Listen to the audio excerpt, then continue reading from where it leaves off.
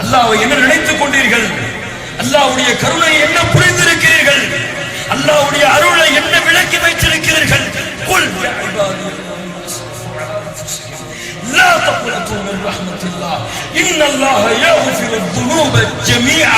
இந்த விளக்க என்ன? பாவிகள் நம்மெல்லாம் யாரு? நம்மெல்லாம் யாரா? பாவிகள்.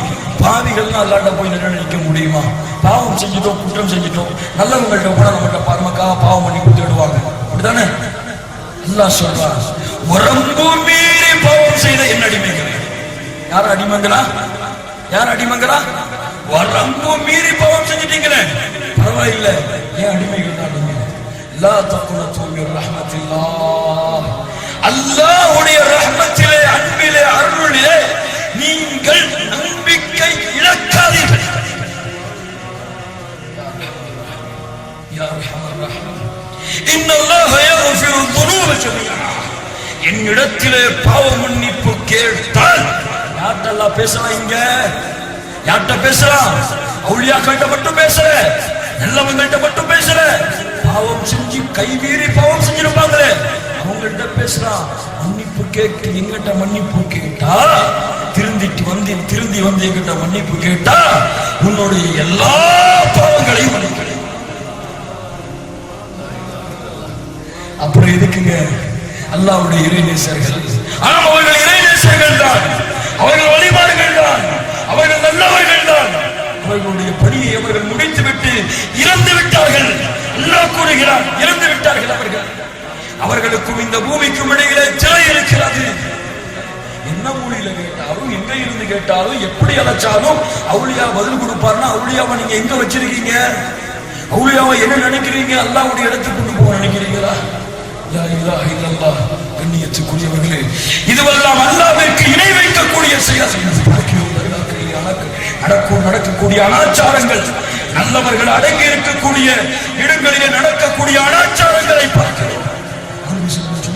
செய்கிறார்கள், அங்கே சென்று அவரிடத்திலே கேட்கிறார்கள், அங்கே குத்துவிளக்கு ஏற்றி வைக்கிறார்கள், அங்கே எண்ணெய் ஊற்றுகிறார்கள், அங்கே தவாஃப் வருகிறார்கள், அங்கே வைத்திருக்கக்கூடிய கம்பிலே முட்டி மோதுகிறார்கள், அங்கே பூட்டு போடுகிறார்கள்.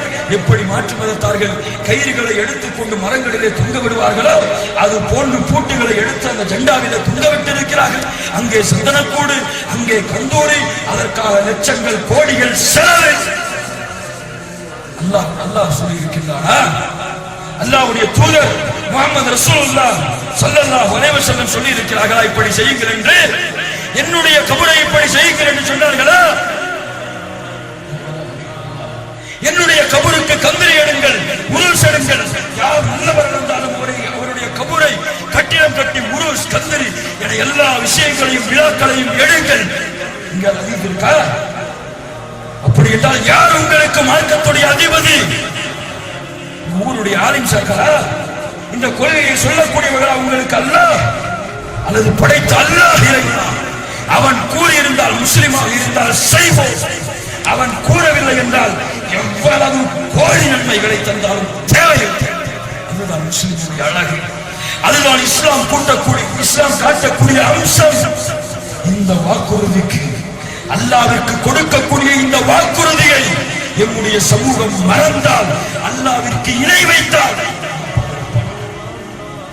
இந்த ஒரு சமூகத்தையும் அல்லாஹ் மாற்றுவதில்லை.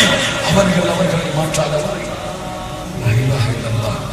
கண்ணியத்துக்குரியவர்களே, இந்த ஊரில் நான் கேள்விப்படுகிறேன், எனக்கு பிறகு வரக்கூடிய சிறந்த மார்க்கறிஞரான ஷம்சுதீன் காசிமி அவர்கள் உங்களுக்கு விளக்கமாக சொல்லுவார்கள். இந்த ஊரிலே தர்கா வழிபாடுகள் தலைவிரித்தாடுகிறது.